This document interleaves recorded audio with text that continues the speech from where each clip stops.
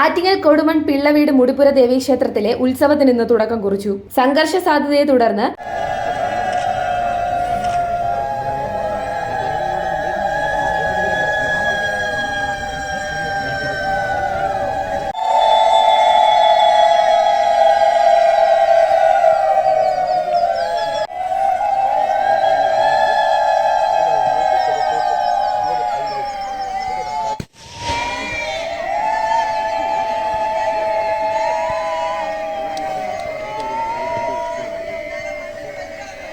Additional SP Attingal DYSP എന്നിവരുടെ നേതൃത്വത്തിൽ വൻ പോലീസ് സന്നാഹം തന്നെ സംഭവസ്ഥലത്തെത്തി.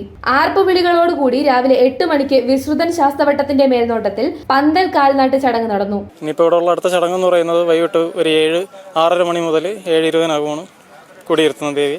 അതായത് തെക്കതിൽ നിന്ന് ദേവി കൊണ്ട് കളനാൽപ്പറ വയലിൽ കുടിയിരുത്തും. അത് പല്ലക്കിൽ ആനയിച്ചാണ് വന്ന് കുടിയിരുത്തുന്നത്.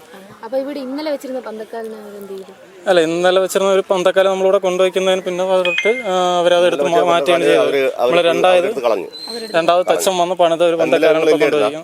6 മണി മുതൽ 8 മണിക്കകമാണ് പന്തക്കാല നാട്ടുള്ള ടൈം പറഞ്ഞിരിക്കുന്നത്. ദേവിയുടെ കുടിയിരുത്ത് ചടങ്ങുകൾ വൈകിട്ട് 6:30 ആരംഭിക്കും. ഭാരത് വിഷൻ, ആറ്റിങ്ങൽ.